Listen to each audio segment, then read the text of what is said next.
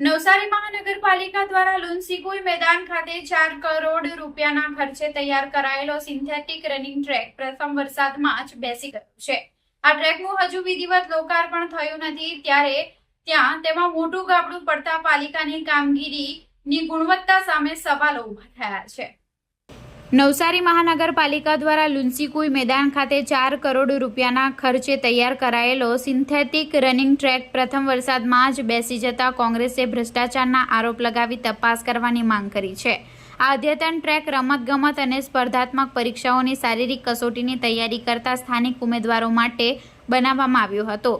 Project માટે specialized consulting એજન્સીની સલાહ લેવામાં આવી હોવા છતાં ચોમાસાના પ્રથમ સામાન્ય વરસાદમાં જ ટ્રેકનો એક મોટો હિસ્સો જમીનમાં બેસી ગયો। શહેરમાં નવનિર્મિત રસ્તાઓની નબળી ગુણવત્તા બાદ હવે સ્પોર્ટ્સ પ્રોજેક્ટમાં પણ ભ્રષ્ટાચાર અને બેદરકારી સામે આવતા સ્થાનિકો અને વિપક્ષમાં ભારે આક્રોશ જોવા મળી રહ્યો છે। કોંગ્રેસે આ ઘટનાને ભ્રષ્ટાચારનો ભૂવો ગણાવી છે। આટલી નબળી ગુણવત્તાનું કામ કરી એજન્સીઓ કે કોન્ટ્રાક્ટરો સામે નવસારી મહાનગરપાલિકા દ્વારા કોઈ કડક નોટિસ કે બ્લેકલિસ્ટ કરવાની તજવીજ કેમ શરૂ કરવામાં આવી નથી, તે પણ એક મોટો સવાલ છે। નવસારી પાલિકાના કોંગ્રેસી સભ્ય પ્રભાબેન વલસાડિયાએ શાસક પક્ષ ભાજપ પર આકરા પ્રહારો કર્યા છે। તેમણે આક્રોશ વ્યક્ત કરતા જણાવ્યું કે આ કોઈ સામાન્ય ભૂવો નથી, પરંતુ ભાજપ સરકારનો સ્પષ્ટ દેખાઈ આવતો ભ્રષ્ટાચાર છે। નવસારી મહાનગરપાલિકા જનતાના ટેક્સના પૈસા વેડફી રહી છે। આ લુન્સીકુઈ મેદાન વર્ષો જૂનું છે, જે પારસી પરિવારોએ બાળકોને રમવા માટે દાનમાં આપ્યું હતું। તો પછી આ મેદાનમાં પિચિંગ કરવાની અને સિન્થેટિક ટ્રેક પાછળ 4 કરોડ રૂપિયા ખર્ચવાની શું જરૂર હતી? આ માત્ર ને માત્ર કમિશનખોરીની પોલમપોલ છે। સમગ્ર ગુજરાતમાં ઠેર ઠેર ભૂવાઓ પડવાની જે શરૂઆત થઈ છે, તે ક્યાં જઈને અટકશે? શું કોન્ટ્રાક્ટરો અને સરકારને જનતાના જીવ લેવાનો કોન્ટ્રાક્ટ આપવામાં આવ્યો છે? સદનસીબે જ્યારે આ ગાબડું પડ્યું ત્યારે મેદાનમાં કોઈ હાજર નહોતું, બાકી અંદર માણસ ગરકાવ થઈ જાય તો તેટલો મોટો ખાડો પડી ગયો છે। ભ્રષ્ટાચારી કોન્ટ્રાક્ટરો સામે પાલિકા ક્યારે લાલ આંખ કરશે, તેનો જવાબ જનતા માંગી રહી છે।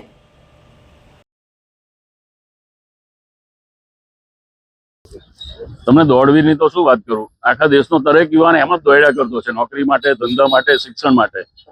અને દરેક ઘરનો જે બાપ છે, જે વડીલ છે, તે સવારથી સાંજ સુધી પોતાના કુટુંબનું ચલાવવા માટેના 2 ટાંટિયા લેવલ કરવા માટે દોડે છે।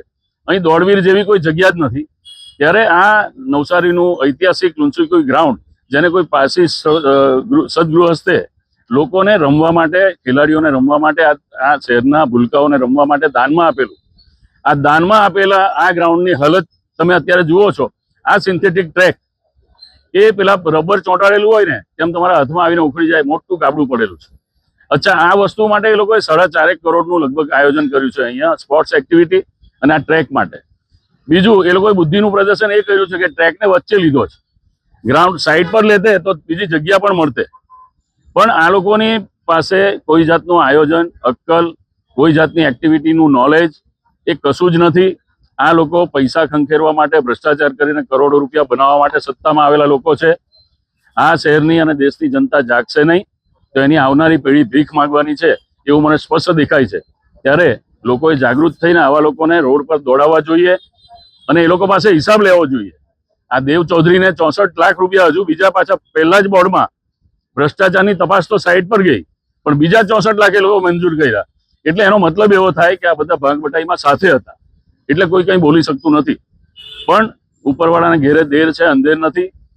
રામના મંદિરની ચોરી કરવા વાળાને, રામના મંદિરમાંથી ઈંટો લઈ જવા વાળાને, સોનું ચાંદી વેચી મારવા વાળાને, રામની પાદુકા વેચવા વાળાને રામ છોડશે નહીં। આગામી સમયમાં તમે જોજો।